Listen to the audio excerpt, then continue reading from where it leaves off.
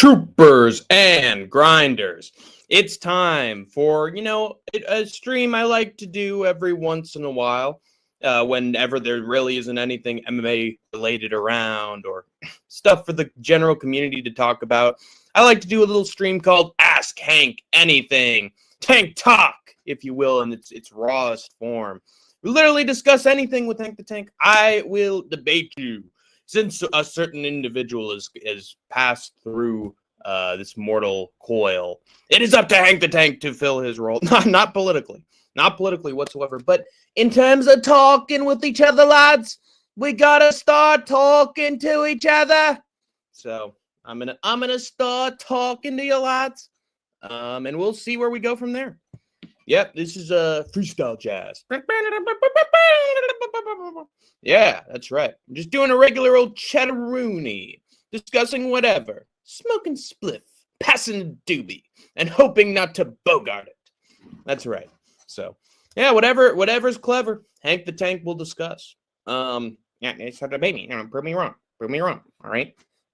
Also, Kobe, hello, Kobe. Thoughts on the Trump situation going on? Right now he's trying to destroy any late night opponents. The FCC, if I'm not mistaken.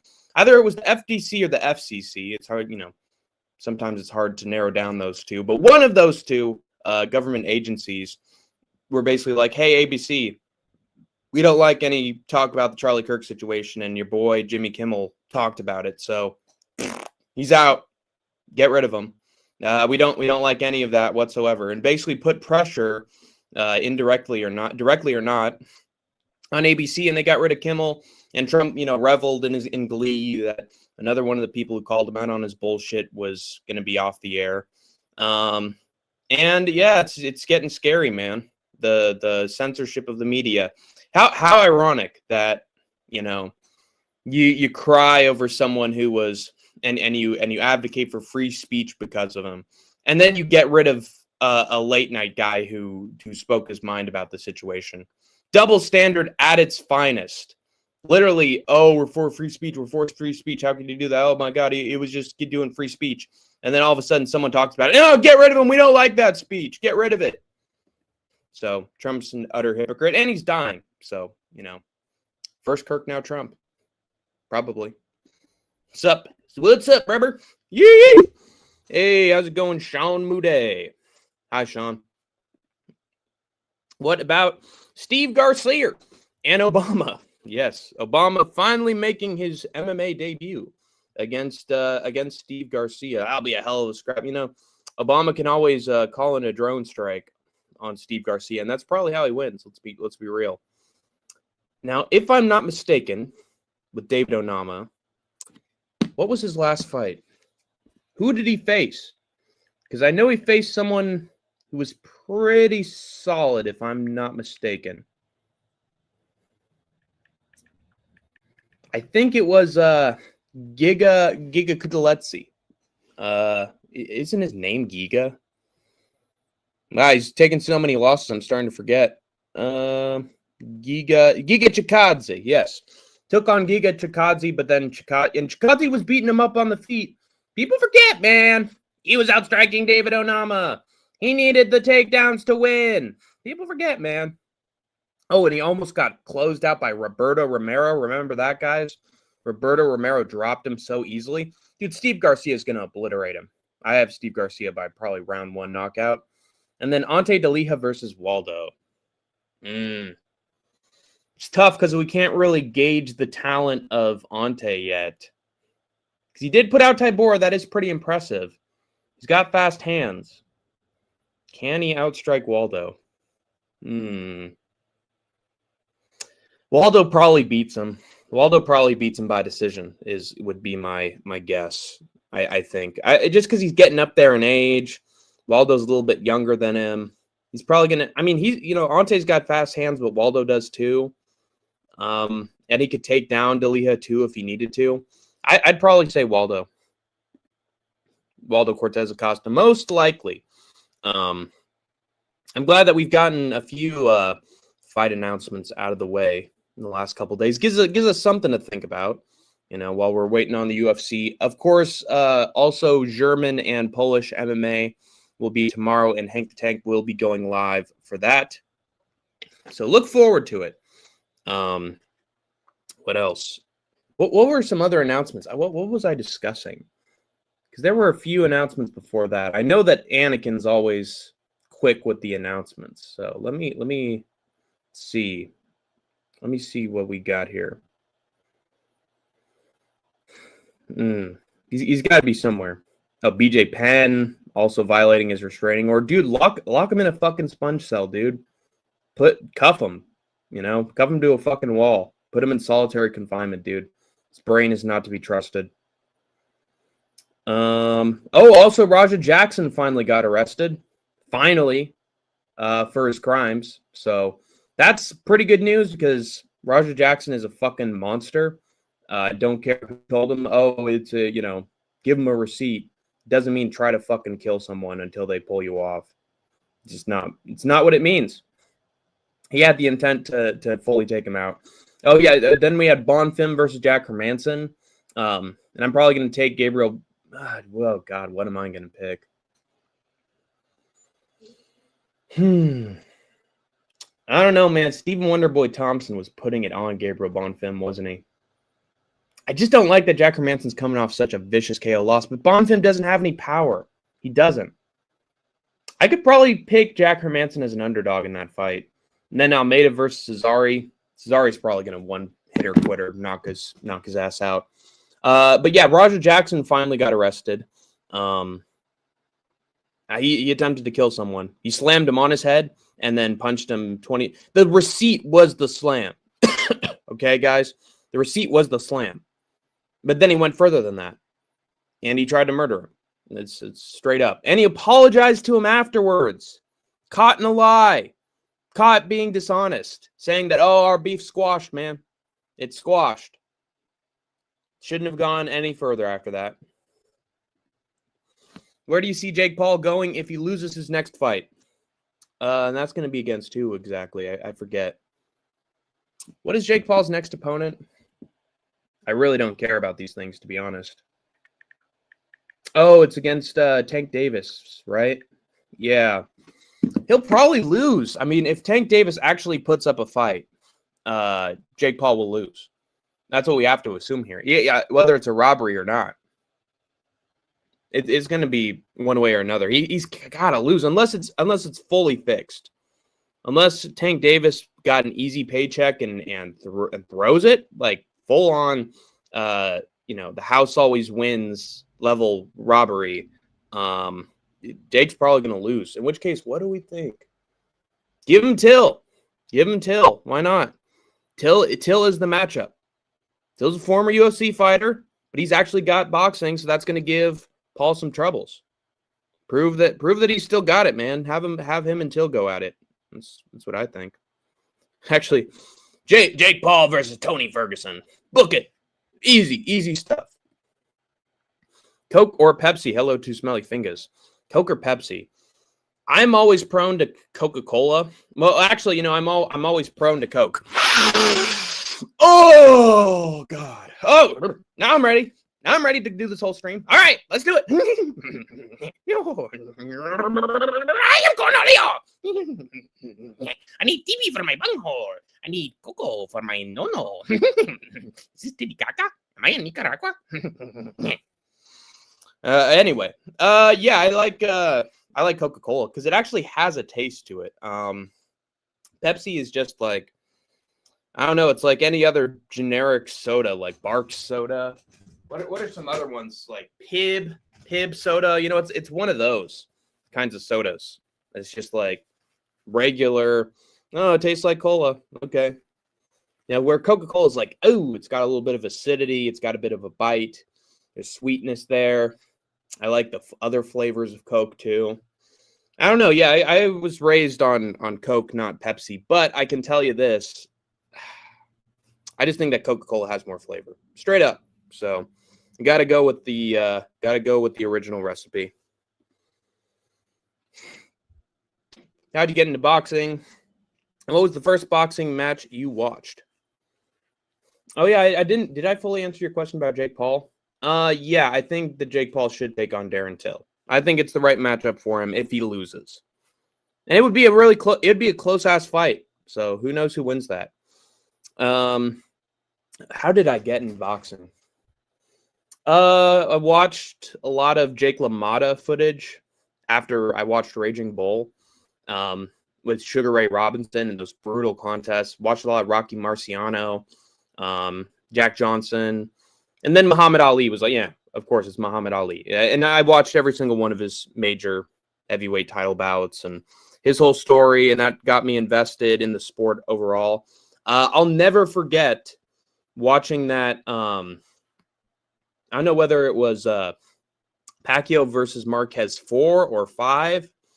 But I'll always remember that highlight of Marquez just hitting that perfect counter left, that just flatline face planted Manny Pacquiao. And that's, and I was just like, holy shit, what sport is this? Like when I saw that face plant, I was like, oh my God, that this can actually happen in sports. And then, watching that fight with Pacquiao and Marquez got me into it. And then I got into Prince Nassim, and then it's like a done deal, I like that Coke thing you put, shirt on top. You did that scene streams ago. Loved it. Someone clipped it. Yeah, the great Cornholio. He needs TP for his bunghole, guys. 12-year-old Hank in town. That's right. I'm a young man in an old man's body, or an old man in a young man's body.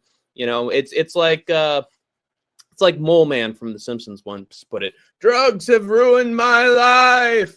I'm 12 years old. He's how if Coke. He's how if Coke is better. No one orders a Pepsi, and the waiter got to say, "Is Coke okay?" Ouch.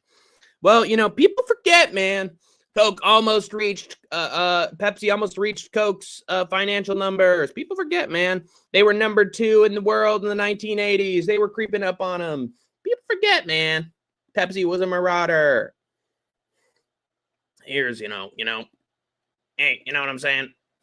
No, I'm saying Mecca. And then Andrew mentions Andrew's going to be mentioning the Mecca in here even after the Mecca is over. Andrew, you have to say Mecca every time you enter here, even after the Mecca, all right? Fucking autocorrect and autofill slaughtered me. How are you still commenting then, is my question. If you got slaughtered, were these your dying words before your body went limp and then the police investigation began? Or are you lying out of your ass? Simple yes or no. The Cat in the Hat or Lorax? Ooh, that's a good question. Man, they're both pretty good. I'd say the Lorax.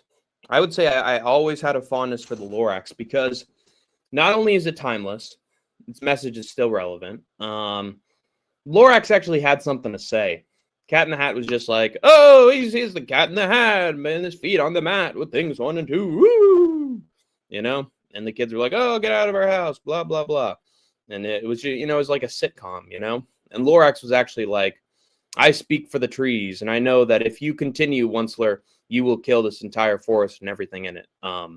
And still happens today. And I like the Onceler as a character too. So, because he's a great reflection of greed and also the human drive, like humanity's motivations. Now it's like unquenched often to an absurd degree until it's too late. Gilly and Aisha, the banker impression. What?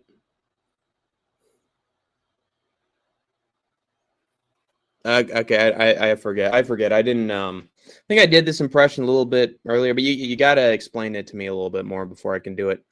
Let it grow, let it grow, let it be, bo bo bo bo. We're just one happy seed. Let's hold our family. That's what gotta let it be. I say let it grow. I say let it die. Let it die. Let it die. Let it shrivel up and come on. How about it?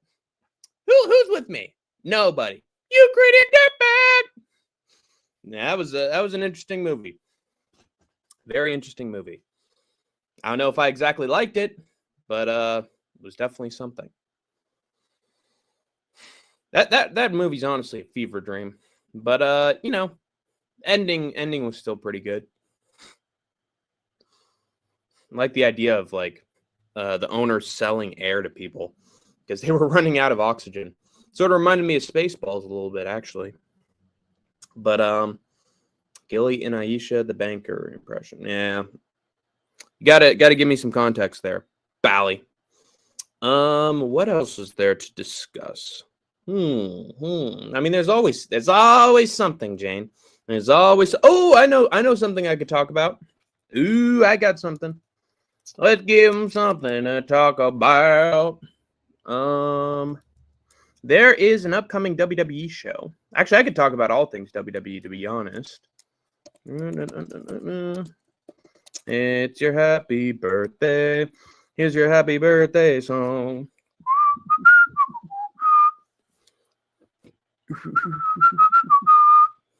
All right. Let's take a look at this. Take a look around. You're out of touch. I'm out of time. But I'm out of my head when you're not around. We're out of touch. I'm out of time. But I'm out of my head when you're not around.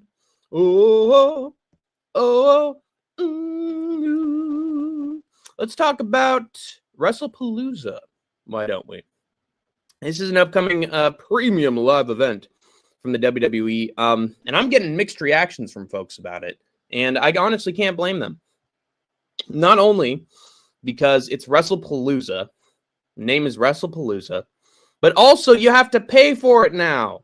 You can't just have a subscription to, Netflix and just get the event. Now you got to pay for it. I think people aren't going to be too pleased about this. Let me tell you, ladies and gentlemen, the pay-per-view system should be dead. It should be dead. Nobody pays for viewing something anymore. Everybody gets it online. Everybody uses some streaming site and, does a few clicks and closes a few ads, and you get to watch it.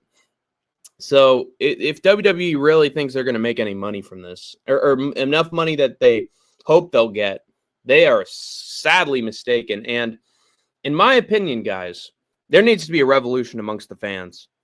There needs to be a revolution amongst the WWE fans, because not only should pay-per-view be dead and buried on the WWE's end, it's been dead since 2015, but also they're going to have WrestleMania in Saudi Arabia, people.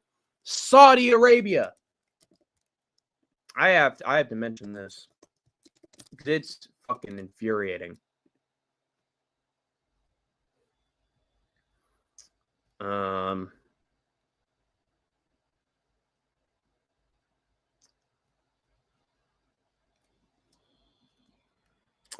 Makes me disgusted. Let me read what this article has to say, because it's interesting. Triple H has lived long enough to become the villain following Saudi Arabia WWE WrestleMania deal. Former WWE star Stevie Richards had some harsh words. Oh yeah, Stevie Richards. He's doing a pretty good job with his YouTube channel he's developed.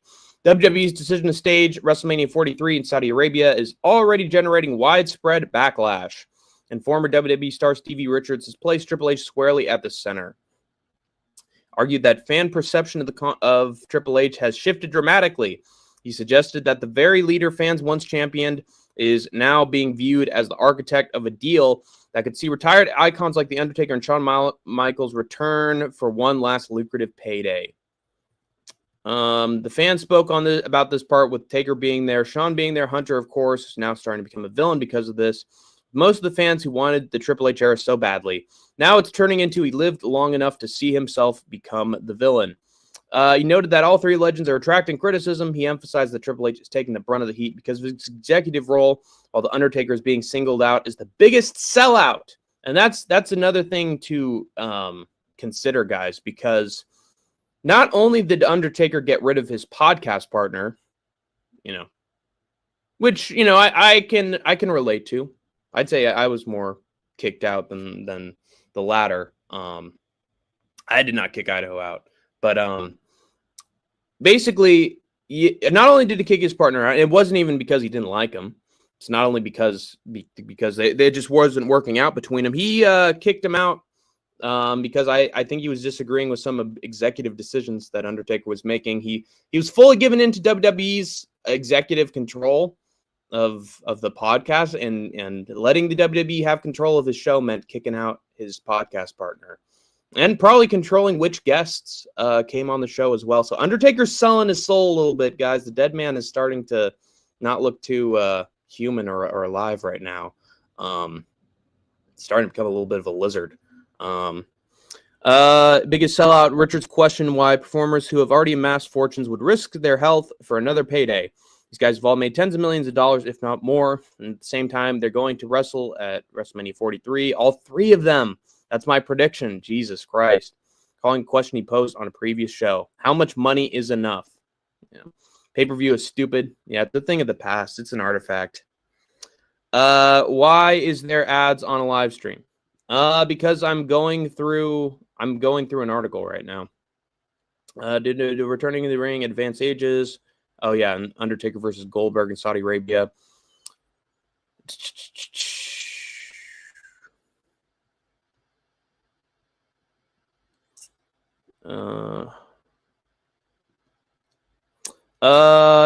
GCW promoter cited significant barriers, including restrictions on female performers that would undermine cornerstone events, calling Saudi Arabia a move highly unlikely due to prohibitive costs. This potential void in the U.S. market has already sparked new ideas. Ooh, that's nice. AEW could capitalize by staging its own WrestleMania caliber supercard in a major city like Chicago, possibly partnering with displaced independent promotions. As WWE presses ahead with its landmark international show, the decision is reshaping the industry.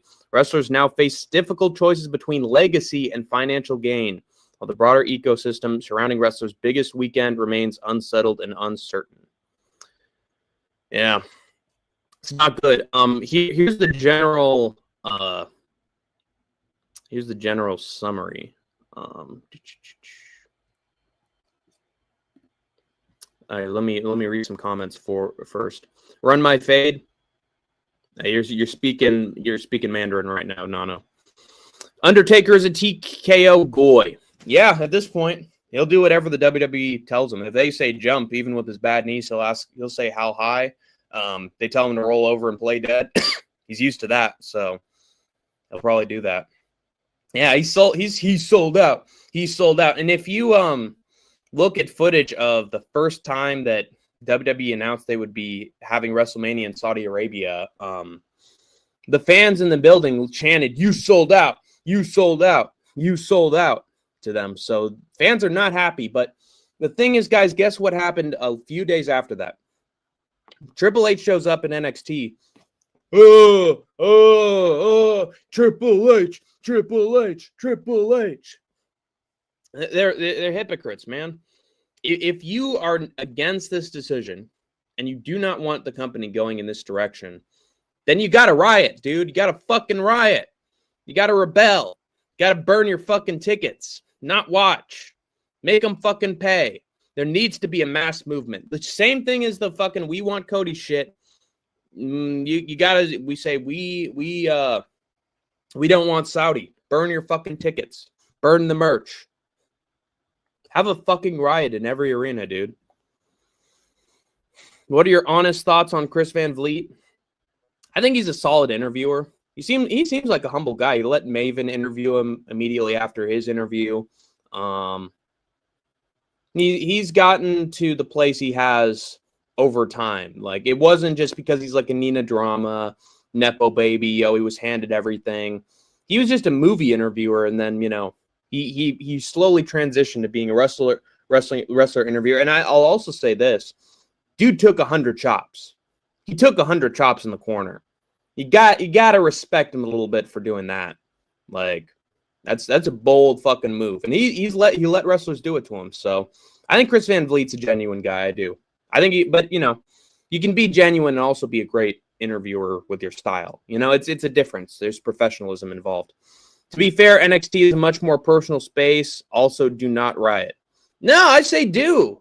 Treat it like fucking Shawn Michaels Heat 1997. Oh my God, the place is fucking exploding. The building is fucking shaking. People are throwing shit. Yeah, do it. Do it.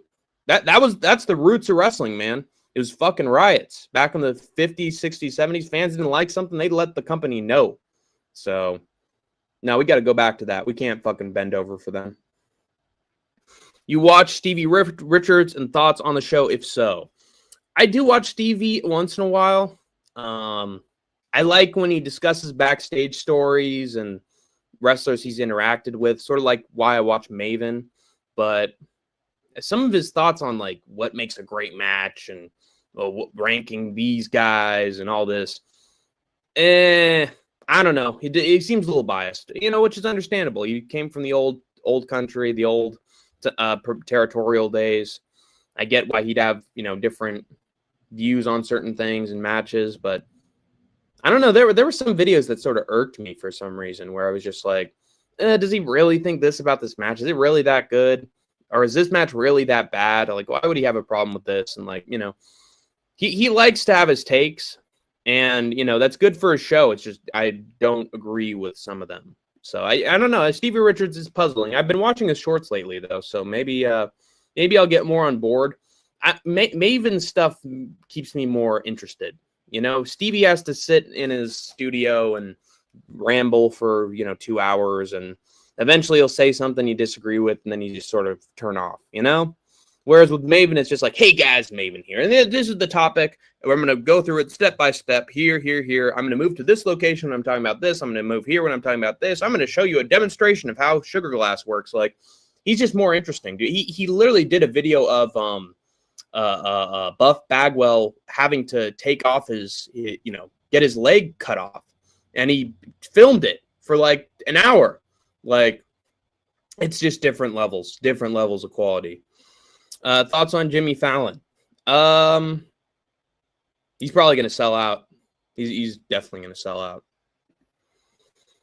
Well, he probably looks at it from a worker view compared to a viewer's view. Yeah, which is completely understandable. It's just for that reason I can't take some of his opinions on it as seriously, because it's sort of like when people are like, oh, you're not an actual fighter, so you can't break down the fights well. You can't get any of them right. And yet we find, Deadpool, that the MMA predicting community and MMA YouTube tends to get more fights right than the fighters do. Way more often. I tend to have way better takes on things, way more honest, end up being true over time, long term. Like, it feels like, the people that actually watch it and have an objective lens of it tend to have a better perspective on it too. I mean, unless you're Dave Meltzer, in which case, fuck you, Meltzer. A lot of fans disagree with Meltzer on things. He's not the objective view. Maven's content is much different compared to a broad coverage of Stevie Richards. Yeah. And, Stevie's enjoyable for a video or two, or, we watch a short of his, but Maven's content is very well made. And he's got a voice that's made for, like, selling something, being a narrator. He had a job as a TV advertiser, if I'm not mistaken. So he's a natural for it. Yeah, but MMA fighters are dumb as fuck. Yeah, they sure are. Man, their brains are fucking jello. But so are the wrestlers. Let's be real. Let's be honest here. Wrestlers take bumps. They get CTE too. They get concussed. They take brain damage. It happens, man. What's good, old money? Hey, that's me. Yeah, I'm the. Oh God, what was his name from Great Gatsby? He was the dude who. It wasn't Caraway. It was something else. Great Gatsby. It was Nick something, right? Gatsby character. I love that book, by the way. Tom Buchanan. I'm the Tom Buchanan of MMA YouTube. What's good, old money? I'm happy your kind and Koreans can come together and your kind of Koreans can come together and be besties. You're putting words in my mouth here. I don't know if that's the case, Christy J. I am reading the signs. All right. I see what you're saying here. You're saying that I'm a rich kid who needs to live with mommy and daddy, and you're also saying that you want me and No Chill to be best friends again. I never said that. If he changes his ways, And that's the thing. I can't even trust him if he changes his ways because he's betrayed me more times than I can count. I can never trust him again. Sorry, Chrissy. Maven is straight to the point. Yeah, he sure is. And that's why I like his content a lot. He's talked about his own drug addictions. So it's, I like that honesty. Yeah, but wrestlers know what's objectively good working. Well, some do. MMA fighters still have to predict what's essentially a gamble. That's true. That's true. Yeah. You know what's objectively good working? Yeah. But I feel like the wrestler's perspective tends to reflect the fans' perspectives often as well. Good job. Yep, I've figured it out. Anyway, let me discuss the article. I want to discuss this other article. Let's. You take me for a fool, Chrissy, but I see right through it. All right. So let's take a look at. Take a look at basically the objective article, which is from ESPN. That's not objective. For the first time, WrestleMania will take place outside North America when the showcase of the Immortals heads to Riyadh, Saudi Arabia, as part of Riyadh season. No! I hate it. I hate it so much. Fuck Riyadh season, dude. Ugh. Look at this fucking evil word right here. This fucking Riyadh season. That's bullshit. Riyadh season's every fucking season. It's never ending. There is no season for it. It's Riyadh all year, every day. What the fuck? 2027. Who gives a shit about Riyadh season? Hosted North American cities, teased the idea of the company's biggest event traveling overseas, and now that will become a reality. There's any other place they could have booked this. They could have booked it in the UK. They could have booked it in France. They could have booked it in Germany. They could have booked it in fucking Poland for all I care. They could have booked it in Australia. Honestly, Australia's mid too. Book it in fucking UK or France. What are you doing? You'd probably still make a boatload. You'd sell out Wembley. It's just ridiculous, man. They just want that. They want that fat ass billionaire paycheck, man. And it's not going to help them over time. If anything, their quality is going to get worse because of this. Because they're going to just give in to stupid ass ideas just like Vince did. Who came up with the idea of selling out to Saudi Arabia in the first place? Vincent Kennedy McMahon. And how did that turn out for the WWE? You fucking idiot. This is an opportunity to show the world that WWE is a global brand that reaches every corner of the world and excites fans from anywhere. Not every corner, Hunter. Not every corner. Just a certain Ayatollah's fucking butt crack corner. That's the corner. And go to the fucking corner with the Turkey Al Sheikh and all these other scumbags. That's your corner. Is the oil market. There's only one Korean killer. That's Steve Kim. Steve Kim. The Thomas Sowell. Oh, Jesus Christ almighty. Oh, I don't like it. Hank is letting his racism show. No, I just think Saudi Arabia is corrupt as fuck. That's not racism. Eat some butter chicken curry and relax. What are you talking about, Nano? It's Saudi Arabia, full of fucking evil fucking dictators and authoritarian leaders who kill journalists. Corrupt sons of bitches. Why the fuck would I want to go over there? No, thank you. Yeah, but they wouldn't be getting hundreds of millions of dollars.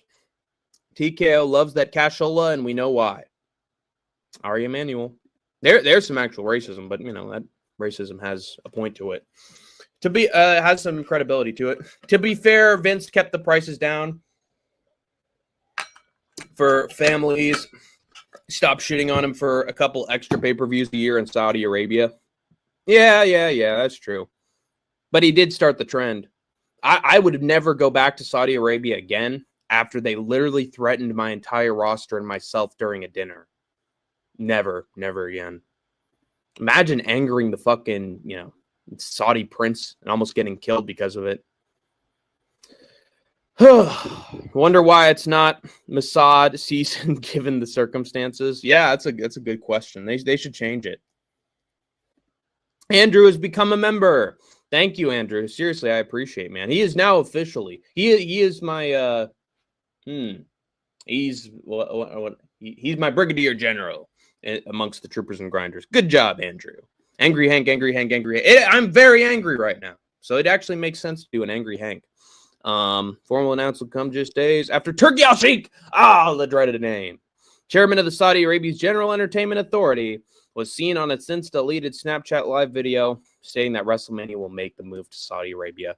He's just poisoning every sport, isn't he? He's really trying to.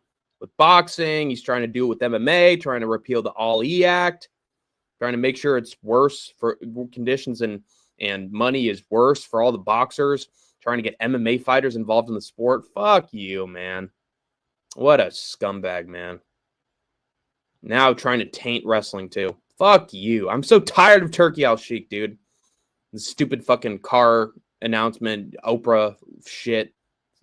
Cringy as fuck. I'm tired of this dude. WrestleMania is already the biggest date on the wrestling calendar, and this announcement marks a significant moment in our partnership. We deeply respect the legacy of WrestleMania and the global prestige it holds among wrestling fans around the world. Oh, you do you. You respect the legacy of WrestleMania. Then don't host it. Don't host it. Since you, no matter how much money you pour into sports and culture and arts and whatever the hell else, no matter how much money you invest in the Western world, none of it will take away from the fact that you're a deeply authoritarian, violent, evil fucking what's the word for it? Trying to think of it. It's something state. I damn, I was on a roll and I forgot. Shit. You're an authoritarian tyranny, basically. And the global prestige it holds among wrestling fans around the world. Then you wouldn't host it because you'd know yourself. You'd know that you're bad. You're blood and oil money.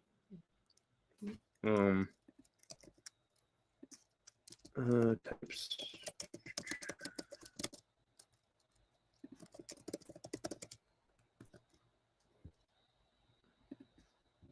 Adjective.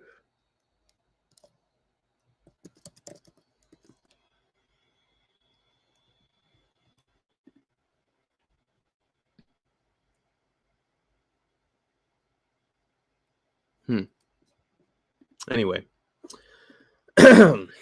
Yeah, but Vince had a history of taking risks, and it's part of his lore, even if it almost results in the death of a roster. Crazy. I mean, it's like the plane ride from hell. Let's be real, not the best roster either. Lol joke. I mean, Deadpool's got a point. He's not lying. That was a terrible freaking roster back in 2018. Angry Hank. Turkey.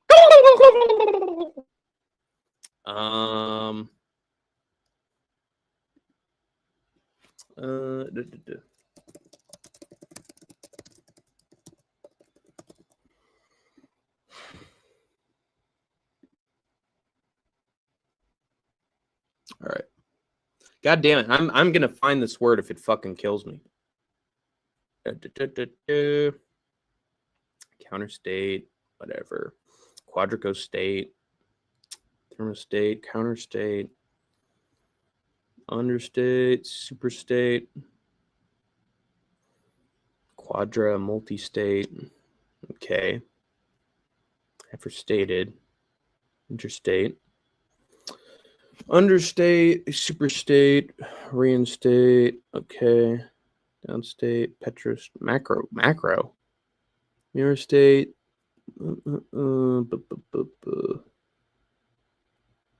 mini state, interstate, okay. All right, whatever. Authoritarian state. Thoughts on Kimmel? I never really liked Jimmy Kimmel. Or Techno State. There we go. Techno State. Damn it. I'm still hooked up on it.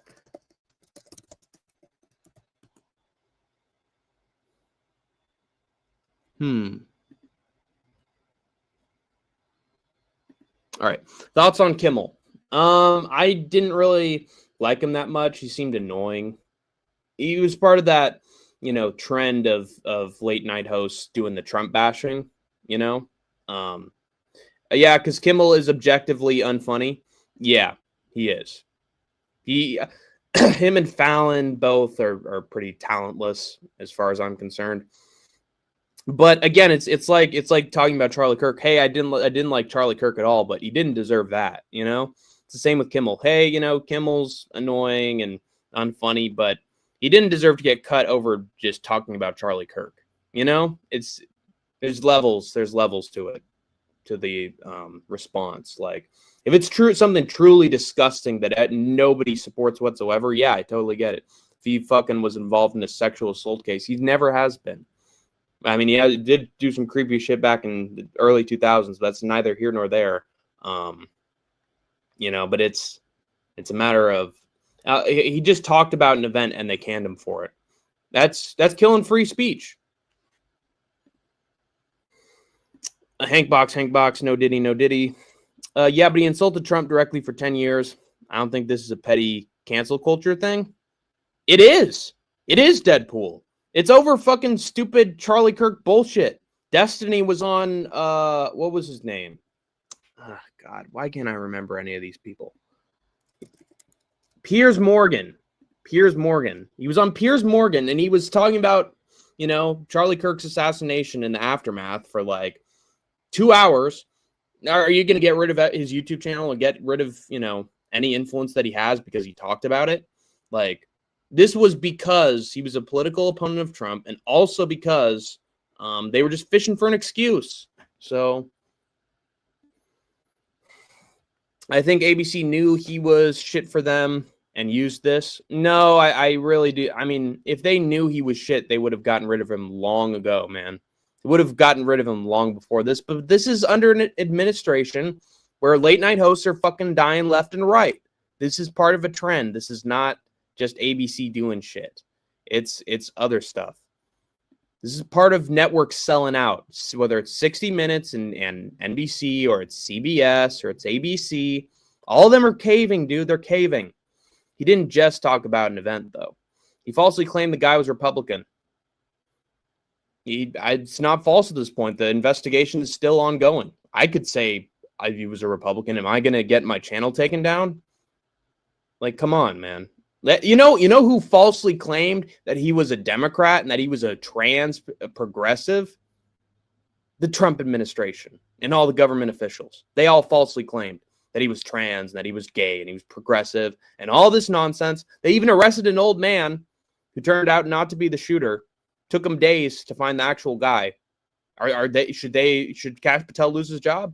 Probably. But instead, they're going to target other people who don't deserve it. Destiny has publicly called for the murder of political opposition, by the way, and didn't get taken down over it. Yeah, it's called freedom of speech. So the same thing should be for Jimmy Kimmel. FCC. Jimmy Kimmel didn't say nearly the stuff that Destiny has. The FCC can't do anything to them, though. Yeah, but they put the pressure on. They put the squeeze on. And the thing is, Deadpool, some of these law firms and TV channels are so fucking weak, have such thin spines that they'll cave immediately if they face any pressure. He's protected. Even lying about something is protected. Yeah, exactly.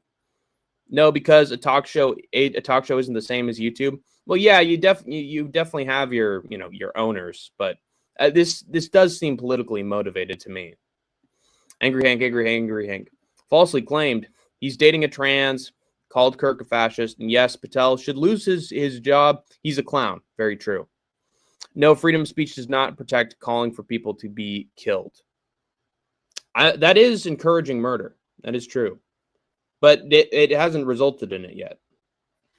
At the same time, they should honestly arrest what was her name? Why do I have it? Sarah Palin, because she literally put targets on politicians' faces at a rally once, and then they actually got shot by somebody. It's a call to action. Yeah. FCC asked for an apology, and ABC took Kimmel off. Asked for an apology. It just shows how weak ABC is, really. Yeah, but it's still illegal to call for murder. Even if it doesn't happen? Like, I bet clown shows called for somebody's murder. I bet Giuliano has. I bet I have at one point or another. Like, it doesn't seem like it's very I mean, there are streams that have been made about me and other people that got taken down by the host, but if he didn't take them down himself, they would have stayed up. And dude, people online have said all sorts of rotten fucking things, and they've kept their channels up, man. Yes, clown shows and nobody. Nobody is what Deadpool says. Hey, Hank the Tank has no thoughts on that because he is mecha bound. But Deadpool has his opinion. Nobody. Let me finish this article though. Elevate this iconic event to unprecedented heights. Deliver WrestleMania unlike anything the world has ever seen. Why do I not believe this at all? Not at all. I don't believe them. He's been hosting events in Saudi Arabia since 2018. Agreed to $1 billion deal. Multiple shows over the next 10 years. Hopefully after 2028, they cut what's the word? They pull the plug, you know? They let them flatline, you know? Next year's Royal Rumble will be the first Big Four to take place in Saudi Arabia. God, they are just sucking them dry. They are sucking their oil dry. Holy fucking shit. It's getting sad, folks. If this is about legacy and reputation, they're not doing a good job. I'll say that outright. Saying someone should be killed in a casual, abstract sense might fall under protected speech, though still dangerous socially, but urging or directing others to commit murder is a crime.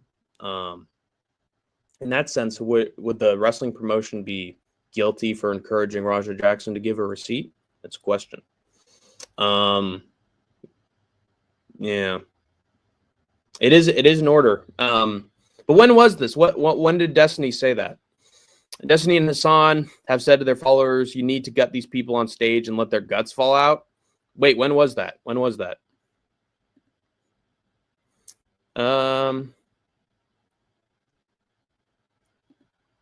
Idaho Box, Hassan. That would be illegally dangerous. Yeah. I don't encourage that at all. Now, I think political violence is a net negative for this country because leaders and figures on the left and the right are going to get killed because of it. It's going to be a trend. And you know, I watched Destiny on Piers Morgan, and I will say he's right in that under Republican and conservative administrations, political violence, boom, ticks up, and Trump doesn't discourage it. So that's a fact that political violence only escalates under these sorts of regimes. It's going to happen, you know. Your stream had no title for me. Before that, I'd had no option of leaving a like or dislike. It's interesting, Leandro. What the heck? What's going on here? Wait a minute. What is happening? Did something happen to my live stream?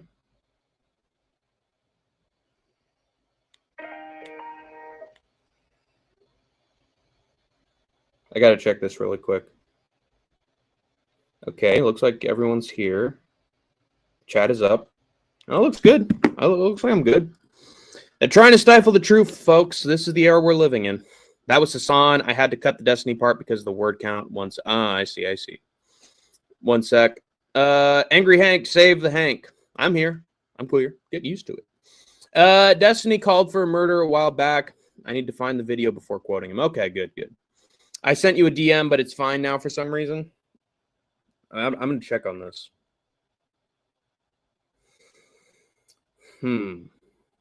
Very confuzzling. Wait, that says live chat. It says live chat in a box. Oh, it has no title. That's weird. Maybe that's just your phone. I don't know. Anyway, so I want to discuss WrestlePalooza as well because this is the first time that the WWE shows are going to be paid to view for the first time in a while, man. So that we'll see how it does. John Cena versus Brock is a pretty major show. I don't know if they can top themselves that much though. AJ Lee and CM Punk came back. That is pretty big. That is pretty big. Shadow banning Hank. Yeah, not good. But let's take a look. Let's take a look at this. Maybe it's the fearing for my life part that I put in the title. But hey, I'm never gonna not be myself when I'm making these videos. All right, let's take a look at WrestlePalooza. I think this is gonna be a pretty good event. Should be. It's stacked as fuck. But is it worth paying money? Let's take a look. Shadow banning. Hank, you angered the Undertaker from the underworld. Yeah, I called him a sellout. I called him a full-on sellout who's sold his soul to the fucking Saudis and is just doing what Master Papa H and TKO tell him. And that's true. Destiny said on stream he planned to murder a family and said he had the roots mapped out and laughed. Well, I mean, that's that isn't encouraging a murder. But he's discussing a story. That's sort of the equivalent of Kristi Noem saying, "I murdered a puppy. I shot a puppy on the farm. I did it myself because he was untrainable." That's like a Kristi Noem. "Oh, I did this back in the day," and that's definitely sick. It's definitely not something to be. That's not something to praise him for at all. But yeah, I don't like that, but that's different. That is different. That's insane. It is insane. Yeah. Should he go to jail for it? I don't know. I don't think there's a lot you can put on it. It's like a Mailson, It's like the equivalent of a Mailson where it's like, "Oh, I was with this girl when she was this age, and I didn't know, ha ha ha, And it's not going to put you in jail, but it's going to linger, People are going to remember you for that. It's one of those things that you say that you're going to it's going to be your legacy. That's going to be the punishment. I'm sure there's a bunch of things I've said that I'm going to, people are going to always mention because of. The blueprints. Yeah, Hassan was the calling for murder quote, which should have resulted in his deplatforming. Yeah, he probably should have ended up on Kick or Twitch or somewhere. Some people get away with it, though, because they're big enough. Destiny is called for murder in a vague, general way of conservatives. Yeah, they tried to pin him for that on Piers Morgan's show, but really, I think Destiny made a really good case that it's like the left and liberals, whatever you want to call them, have called for de-escalation of violence for a decade, and the right never really does. They call for civil war and further violence, and so we're basically fed up of having to call something a terrible event and a tragedy because they're not listening and they're not doing something about it. So neither will we. We won't take it as seriously anymore either. But Destiny has much more called for violence than Hassan. Hassan was just more specific and direct with his. Well, yeah, it's because Destiny's more the liberal kind of Democrat who freaks out about things and allows the culture war to get the best of him. Deadpool. But the left are the more violent ones in the past. Well, yeah, I mean, maybe in the 1800s during the Civil War. But if you look at the stats and the analytics, it's right wingers pretty much 80% of the time, every time. It's a majority, man. I mean, just look at some of the events that have taken place from 2016 to 2025, like the major ones. It's we remember the ones that were big time, and we know who orchestrated them. Prayer vigils versus riots and burning down cities. Well, yeah, I mean those were big protests. I don't know if burning them down is the right word. They don't include riots as political violence, though. Yeah, I mean protests do escalate. I know the BLM ones. Yeah, dominated political violence in the last 10 years. It's true. I mean, does that get associated with the party overall, though, or is that more of a specific one? It seems less. This is strictly Democratic and more like this is just this organization in this issue-related group of protesters doing it. I don't want it. I don't think that's necessarily just left-wing or Democratic. I think that would have taken place regardless if there were parties involved. Like when there's videos of we got a Trumper over here and they shoot Jesus Christ, I haven't seen those. Ouch. I'm sure that there have also been plenty of we got a liberal or a Democrat over here and shooting them too. That's political violence. I mean, people forget, man. Republican serial killer killed a bunch of Minnesota lawmakers. Was gonna go after more before he got caught. People forget, man. Let's discuss the WrestlePalooza card. So is this worth the money? Brock Lesnar versus John Cena. I will say that Brock looks pretty damn good for his age. If you look at some of the photo ops he did, the dude is still fucking strong as hell. Had a great match with Cody at SummerSlam. Yeah, he's still got it. I don't think he's lost a step. I think he and Cena will have a great match because John Cena is the babyface. That is worth it. Usos versus the Vision. Maybe. That might be a good match. Io Sky versus Stephanie Vaquer. That's, the best match you could put together because those two are actually quite talented, very good in-ring work. Their first match was very solid, so they could definitely top themselves. Usos versus Vision. I expect that to probably underdeliver. AJ Lee and CM Punk versus the Vision. Definitely worth it because AJ Lee's coming back for the first time in a while. Looks like she hasn't lost a step either. Could be a really fun tag team match. It's just good to see AJ Lee on pay-per-view. So that is a reason to buy.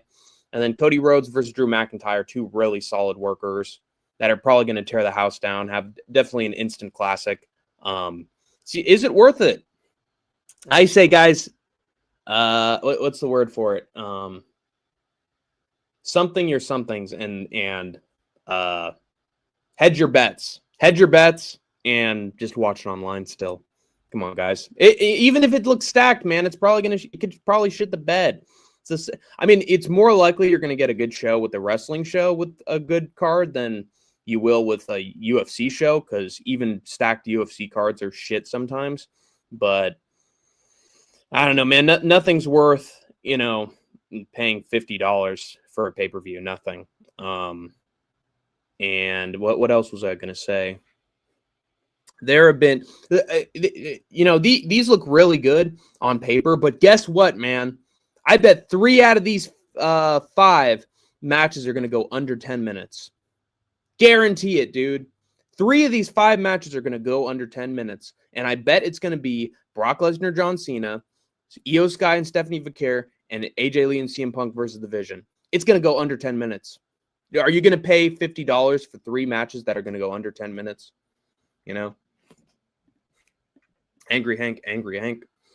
I really don't think so in terms of conservatives. Maybe rare alt-right groups. Yeah, there are state guards that have planned political assassinations and, have tried to storm capitals with guns. So it happens, man. And those are rare. Lesnar looks better than last time out. He does. Like his better than last. Wow, that's actually impressive. He had really good matches with Reigns. Really good matches. A really good match against Cody. It looks like Brock's getting better, which is crazy. Goldberg also looked good for a short time too. AJ Lee's promo was the most awkward leftist stand-up comedy shit ever. I think people forget her character was being a slut 10 years back. Yeah, she was.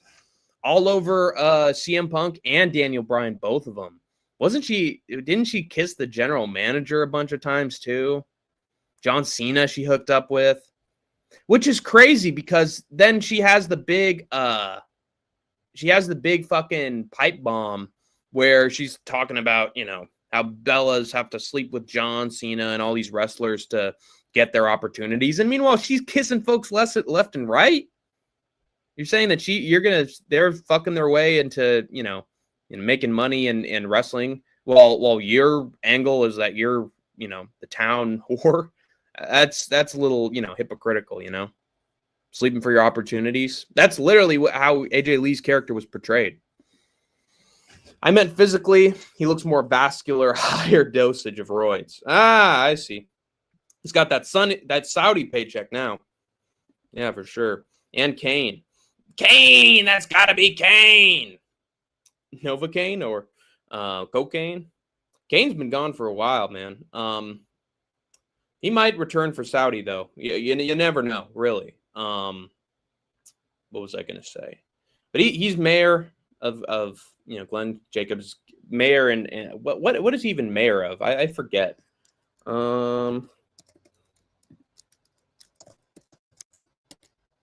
Yeah, mayor of Knox County. How can you be mayor of a county? That's weird. Oh, and Kane. AJ Lee kiss. Oh, that's right. Yeah. Yeah, town slut, man. But that was WWE in the Diva days, man. I'd actually say that if AJ Lee's wrestling ends up being crap coming back, I would say that Nikki Bella has had a better Nikki Bella and Trish Stratus have both had better returns to wrestling than AJ Lee. If she completely shits the bed in this mixed tag team match, Nikki Bella was always right. And so was Trish Stratus. So she's got some competition, man. There are some ladies from back in the day that have had great resurgences and really solid matches. Like, dude, Nikki Bella's match against Ronda Rousey was fantastic. The storyline is shit or build. Yeah, the build is shit. I mean, the initial return was super cool. Becky Lynch, it's really, she used to her one period of success on the mic was like 2018 to 2019, and then after, right down on the fucking concrete, man. She just sounds like her husband, She's got that, yeah, what do you do? What do you know? And oh, yeah, pal. She's sounding like her husband, Colby. Yeah.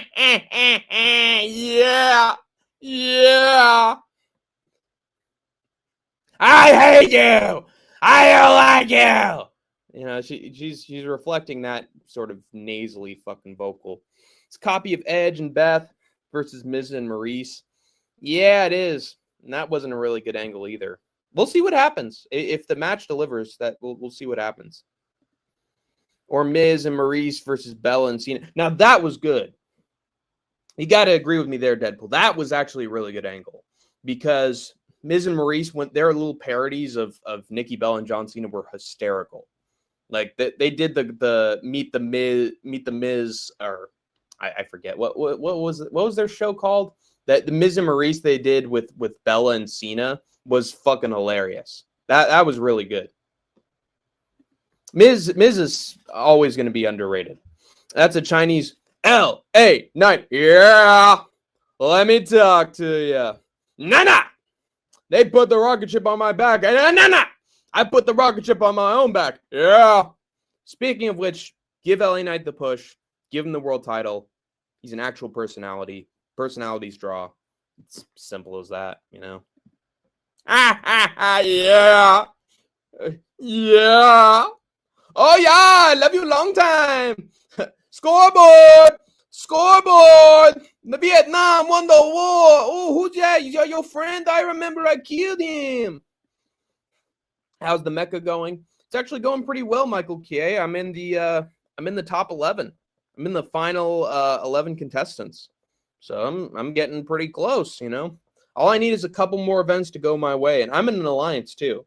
So alliance, if one of our alliance wins, I could, they could share the load around a little bit, So I'm actually in a pretty good spot, I would say, Michael K. I'm doing pretty well. I never thought I'd be at this spot, but here I am. Yeah. Yeah. I'm critiquing that it's a copycat feud. Feels like a shit version.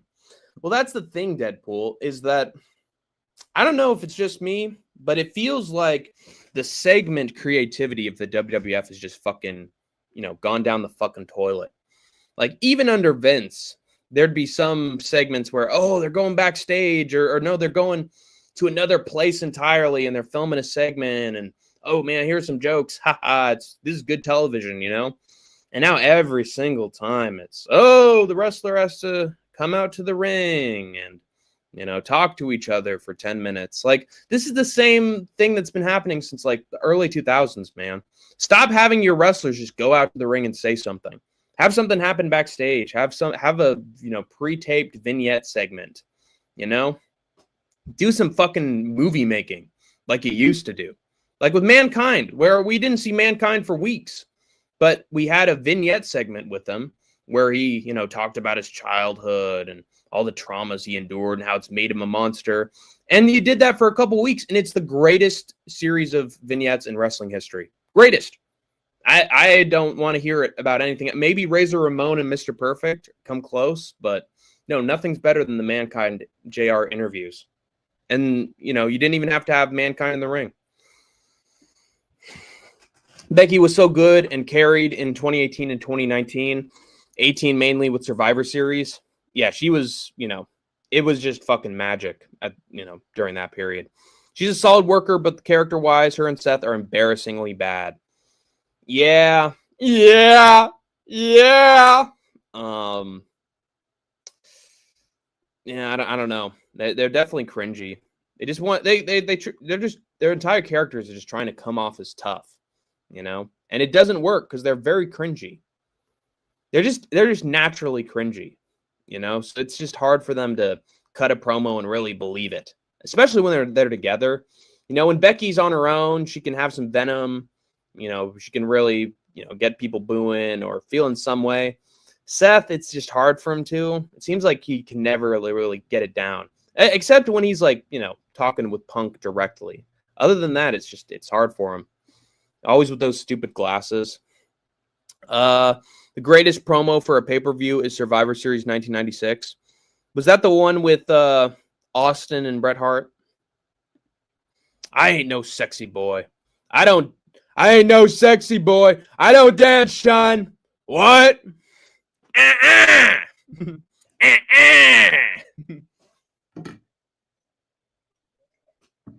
Hey, you better speak a little louder because you're sounding like a jackass, Vince. What? I think you are a jackass. And the bottom line is Stone Cold Steve Austin is not wrestling anymore for the WWF until my injury clears up, Sean. And in the meantime, Ted Turner and Vince McMahon can take their little contract and take that oh so curious finger of theirs and stick it up where the sun don't shine. As far as I'm concerned, son, I don't give a damn if I have to wrestle week to week for WWE television. Oh, Stone Cold is going to leave an ass whooping for Bret Hart, and that is the bottom line, and that is the truth. And Vince McMahon is a stupid son of a bitch. DTA, Vince. Don't trust nobody. I ain't no sexy boy. I don't dance, son. Who knew that the working quality would go down so low? A wrestler from the 80s and 90s was technically the best. Well, they were good because they understood the psychology of it. They knew how to, you know, work an injury. They knew how to take a bump and, oh man, that must have hurt, you know? Whereas like these days you could do a fucking 360 fucking senton off of a ladder through a table and oh, he got up after 5 minutes. You know, every wrestler gets up after getting put through a table. They don't even sell it, you know? I mean, it's just like they do moves to each other that in the 90s or the 2000s would have been a finisher, you know, and they do a million finishers and it doesn't work out. I'd say WWE still has some good technical wrestling, but well, that's a sloppy work too. I'm talking about Bret technically so sound. Yeah. I mean, nobody could take a bump like Bret. That his selling of getting thrown into the corner is still maybe the greatest sell in wrestling history. I'd say the best sell in wrestling history is actually probably Mr. Perfect getting sent into the corner because he just fucking flips everywhere. You know, he gets fucking hit on the bunkle and boom, he just fucking jumps and fucking flips around. You know, Mr. Perfect. He had perfect selling, but so did Bret.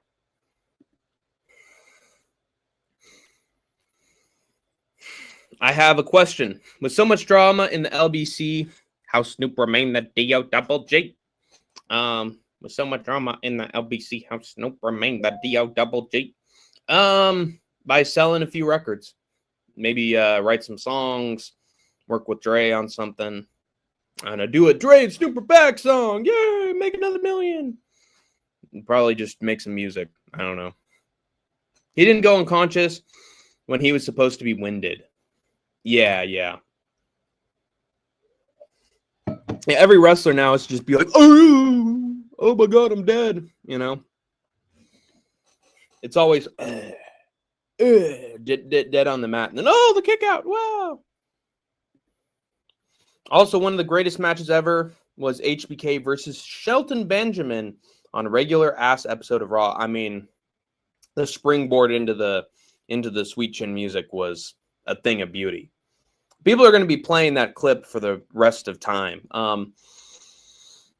It's sort of sad that Shelton Benjamin never got a world title because he's like a Daniel Bryan in that he's just so good in the ring. I guess he just never had the personality to really have a movement to the point where he was given a world title, but Shelton Benjamin was one of the best. Like he deserved to be among the ranks of a John Cena and a Batista and Randy Orton and all those guys who came out of OVW, Brock Lesnar. Shelton was as talented as all of them, if not a little more talented than some of them. It's sort of sad that he's still just a mid-card act on AEW, but he is a champion. Still fucking a champion at like 40, 50-something years of age. Shelton Benjamin, what a guy. Love Ziggler, but he really made everyone go unconscious for everything. Yeah, kick to the face. Oh, he's out. He's done. Spear. Oh, my God, he speared him out of his shoes. What other thing? A clothesline he'd sell it like, oh, I'm dead, Anybody runs at him at all and hits him with anything, boom, down he goes, So this isn't a, silent comedy from the 1920s. Not everything has to be the most devastating move in the world. And you can also blame the bookers for that, Deadpool, because they'd literally ask Ziggler, hey, man, sell this, like, it's death, put this guy over and sell for him. And they'd ask him to sell for everything. So I'd blame the company for that more than Ziggler. I think Ziggler was a great seller, but the company used him too much. Never understood why Daniel Bryan was over. He was as basic as Manila envelope. Shout out to my boy, Derek, the bull-handed bandit. Interesting. I think Daniel Bryan was over because he could play a heel and a face effortlessly. I think his friendship with Kane, that Team Hell No, was fucking gold every time. He became a character. The yes, no, yes, no, got over. Got to give him credit, dude. He came up with the chant and it got over. And he was technically fantastic in the ring. He was fantastic. He'd have a match of the month every week. Like, he'd have a banger every single week. Yeah, I mean, he was like Shelton Benjamin, but he actually had a personality. Sorry, he got himself over. And the fans demanded it too, because they saw all the good work that he was producing every single week. They also felt he was screwed when Sheamus won the title from him in 10 seconds. We have zero workers or characters on the level of a Rick Rude, Sting, Flair, Razor, etc. Yeah. I think that's the one exception. I think the one exception, there's two. There's LA Knight and there's MJF. MJF, I know, is not doing so great right now, but if he went to WWE and got a fresh new start, he would sell some tickets. Let's be real. I think MJF's a really good character. He can get fucking heat. LA Knight is so simple and effective in the ring. Sometimes that's all you need, man. He's got his vintage moves. He hits them well. There are times that I will say that LA Knight botches his promos, but in my opinion, that makes him even more relatable because, you could see the person behind the guy doing the promo. That's what Austin had a little bit. Let's be real. More guys need to be like him. Yeah, it's true. Do what, as LA Knight would put it, put the rocket ship on my own back and, be my own star. And not a lot of guys can do that anymore, dude. I wish that Eddie Kingston was in the WWE. I do wish that Eddie Kingston was in the WWE. His microphone skills, there was literally a time that he could cut a promo to a fucking cookie and make it work. Like, Eddie Kingston is a guy that you can believe, is actually who he is. Like, when he was doing, like, mic work with CM Punk, you're like, oh my God, does he actually mean some of this stuff? Does he actually hate this guy? Nobody can really do that anymore. like make you believe that, oh, this guy hates him, you know. Also, you gotta say, Deadpool, that CM Punk is back, and I consider him like a Rick Rude or a Sting or a Flair. I think Drew McIntyre could be a great worker and character. I really do. I think his time during 2020, 2024, I believe, last year, I think Drew was fantastic in 2024. I really do.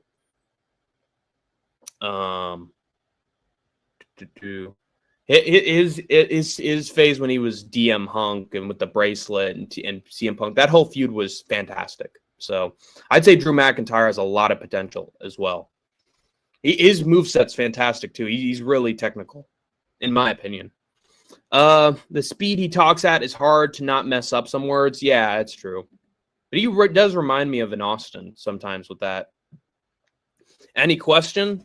Yeah. I mean, you could if you want, Milo. I did say, and ask Hank anything. I know you don't like me, so I get it. But I'll leave it open to the public. I will say that I did not mean to offend you or set you off with. I was trying to help you legitimately. So if you still got a problem with me, I get it, but I will just say that I was trying to act in good faith as best I could. It is what it is. But you can ask if you want. But it's probably nothing I haven't heard before, being real. Punk, yeah, but he's too see-through. He's such a lib. I think you agree that wrestlers shouldn't give off those political vibes unless it's the character. Yeah. But you do have to admit, Deadpool, that in many ways, Punk is a political character. Like when he was straight edge, which means I'm better than you, which is crazy because MJF sort of stole that, didn't he? I think the sort of liberal progressive CM Punk was that character, that was him. He was the alternative guy. He was, different from the others. He's a good talker, and that was part of a lot of his mic work on the indies. But when he went straight edge, I think that sort of implies that he was a little more political than the other guys. He was like a cult member for a while. Like he's he has more political vibes to him. I think you'd agree there. McIntyre could be one of the GOATs if he could get some actual eventful booking. I agree. I think you just need to give him the right feud, have him say the right things. You need to actually put the belt on him again because he'd be a hell of a heel champion. Angry Hank. I don't dislike you. Well, thank you, Milo. Thank you. I would say this. I mean, if you treat me right, I treat you right. It's simple as that. But there were times that I did like you and did want to support you, but that was just tough on that kick stream. It's going to take some time to reconcile that. Just being real. Yeah, but he's showing soy parts. Yeah. I do think he was a little based for absolutely tearing Hulk Hogan to shreds. Fucking tearing Hulk to shreds after that Netflix special. He deserved it. Hulk sort of had that coming. You got to admit it, Deadpool. And when he did that and got the big pop from the crowd, that was pretty good. Like, I can't take him as a rebel seriously, and then I support trans kids stuff. Did he say that? Did he actually say that in a promo?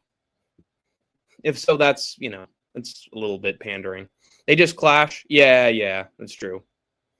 Thanks for helping me. No problem, Milo. We'll see what happens with this mecha next week. We'll see how the teams end up working out. It'll be very interesting. It's probably the last of the team format. Only 11 people left, Drew is at his peak right now. He ain't going to get any better. He's going to go down as a Mr. Perfect wasted potential. Man, that's a shame. It sucks that the pandemic took all that momentum away from him because he really could have been a huge star if he got that belt and COVID didn't completely interrupt his title reign. I believe it. I think Drew's good enough in the ring and on the mic that if the pandemic hadn't have happened, he would have been the Roman Reigns.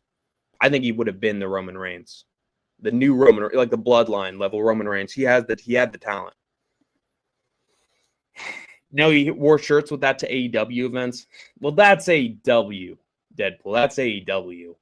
Like, AEW didn't put him on a leash at all. They let him have full control. When CM Punk's like completely unregulated, cringe alert, dude. It's bad. Dude, I couldn't even watch him during his last couple of months for AEW.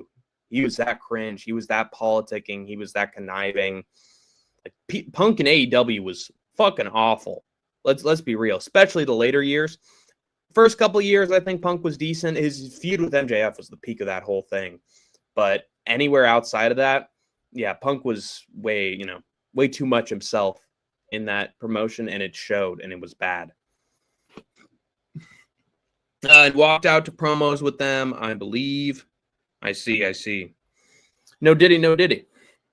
Now, the momentum was there during the Punk feud. Triple H is just shit at booking.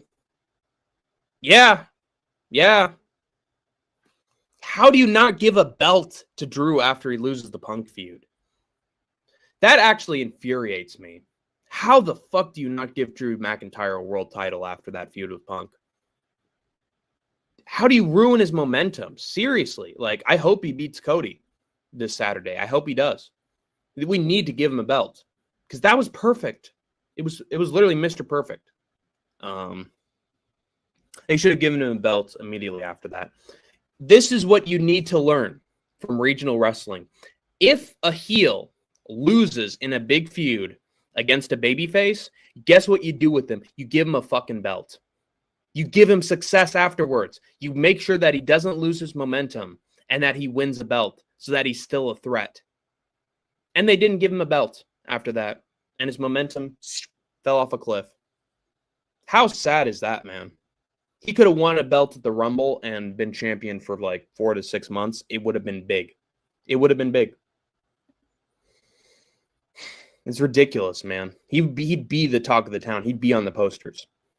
Even his latest promo with AJ Lee, pure cuck vibes. I'll have to watch it myself. I didn't watch his most recent promo, but I'll get back to you. If you attend another stream, I will get back to you on that promo. I don't mind putting Cult of Personality on the shelf for my wife to light it up. That's cringe. Oh, I don't like that. Oh, it sounds like something a Booker would say, you know? I love you, Booker man. Remember Brian Pillman? I hate you, Booker man. I don't trust you, Booker man. I don't mind putting Cult of Personality on the shelf for my wife to light it up. Ugh! That's a horrible line, man. Jesus Christ. Oh, God. Jesus. I respect you, Booker man. They gave Drew a sword and tons of money so he'd say bye-bye to his potential. Yeah. He could have been Drew McIntyre is one of those guys who would have been a star on the territory scene. You know that, right?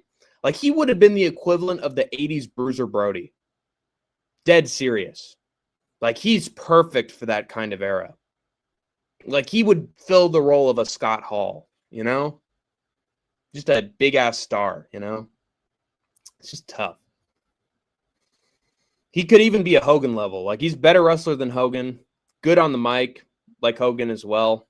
I'm just trying to think of some... no, actually, it's the equivalent of a Randy Savage. Drew McIntyre's like a Randy Savage. Like, he's always middling around. Gets the belt every once in a while. He's so good, but they waste his potential. Cuts a promo like $1 million. Like, he's the Randy Savage of his time. It's just so forced and destroys the masculinity of a character. Yeah, it's crazy that he said that. That's a terrible line. Same. Have a good stream. Thank you, Mila Stoner. Wah, wah. Angry Hank. Drew would take over probably anything other than a Triple H booked company. Yep. He'd be the MJF of AEW. Like, if MJF wasn't there, Drew McIntyre would fill those shoes so easily. He'd be like a Hangman Page or an MJF. He would. his transformation from Drew McIntyre to Drew Galloway on the regional scene was incredible. Like, he became a completely different wrestler. Saved his career, man. Very impressive stuff.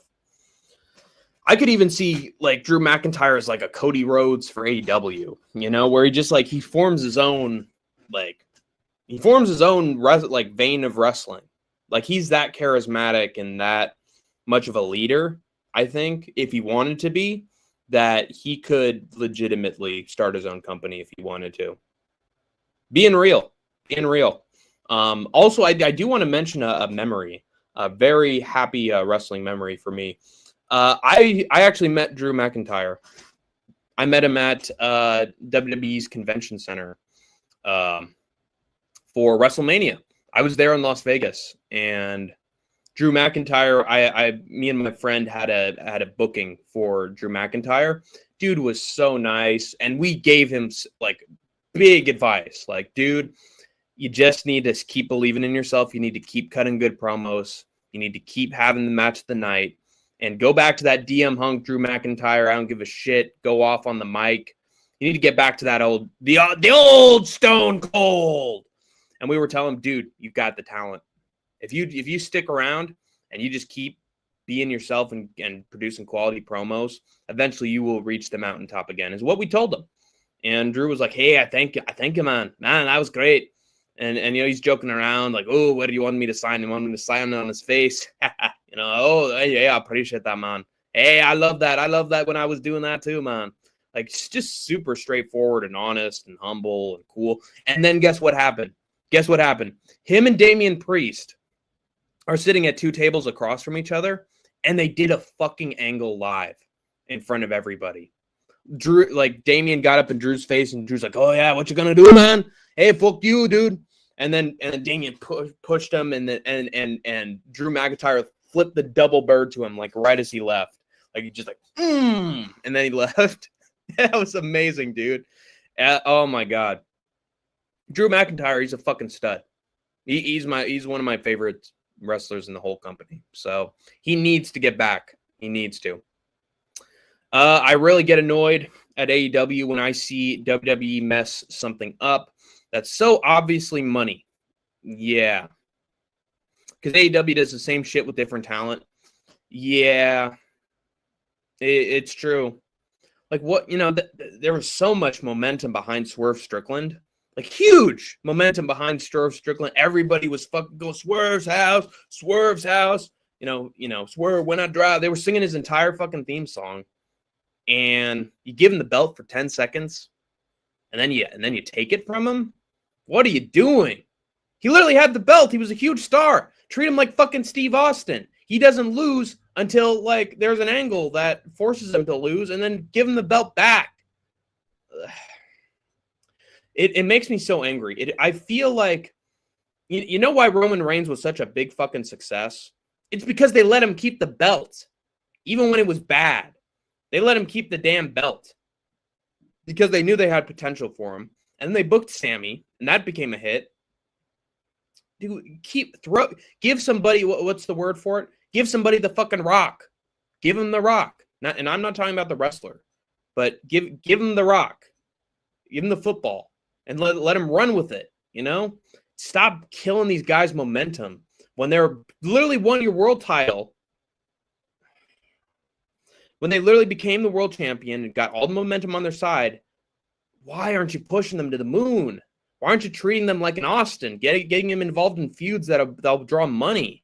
You know, what are you doing with these guys? Give them the ball to run with is what I'm trying. Give them the ball fully. Oh, it was then? Yeah. It was. I don't know what they called it. WrestleMania World. Yes, I was at WrestleMania World. And that they had all those they had all the wrestlers there. But we also went to a Las Vegas Convention Center that I think, was that called it was WrestleMania Las Vegas Convention Center. What was it? I forget. But we went there to the convention center, and we also got to meet Kurt Angle and the Hardy Boys and Ted DiBiase and all these the Steiner brothers, Jim Duggan, Diamond Dallas Page. The best memory of that entire event was the Rock and Roll Express. Rock and Roll Express, Robert Gibson and Ricky Morton, they were the nicest dudes ever. Like they are the OG tag team that changed the business and made tag teams a draw for the first time in years. In modern wrestling history, they were the first tag team that drew. And they were super humble, super nice. I left a poster at their table, and then I'd realize it later, and I ran back, and dude, Robert Gibson was like, dude, we were looking all over for you guys. Dude, here's your poster, man. We were looking all over. Like, quality dudes. Ricky Morton and Robert Gibson, shout out to them. Ricky Morton, by the way, did a suicide dive when he was fucking 60 years old. Suicide dive through the ropes. Fucking legends, the Rock and Roll Express. They were the Hardys before the Hardys. Sorry if I went on that tangent, but WrestleCon, it was WrestleCon, that was it. But yeah, we got to meet Kurt Angle and all those guys. That AIDS needle with Hangman was so ridiculous. Yeah, it was. Why does it feel like just when a wrestler's got some momentum, they got to do something stupid with them? Still around? Yeah. They're iconic. Yeah, they're the Rock and Roll. They were the first Express, dude. The Rock and Roll Express. Same time as the Midnight Express. They had some of the greatest tag team matches ever. When it still wrestled for Smoky Mountain, Ricky Morton doing a suicide dive at 60 years old. Fucking incredible, man. But yeah, they were super cool. And I got some photos with them. That was fucking awesome. But that's probably gonna do it. It's been an hour and 30 minutes. I probably got to wrap it up. I got some shit to do. Places to go, people to see. So I'm gonna wrap it up. But hey, I appreciate still having Deadpool around because I could talk about wrestling and politics and all that stuff with Deadpool all day. So it's nice to know that Deadpool's back. Some of the OG fans are back. Guess who's back? Back again. Deadpool's back. Hello, friend. But yeah, I'm glad. Peace. Yeah, good stream, guys. Good stream, folks. So let's wrap it up, as Idaho would put it. But yeah, that is gonna do it. I have been Hank the Tank. You have been the Troopers and Grinders, and of course, you've escaped the war zone for now. Fuck.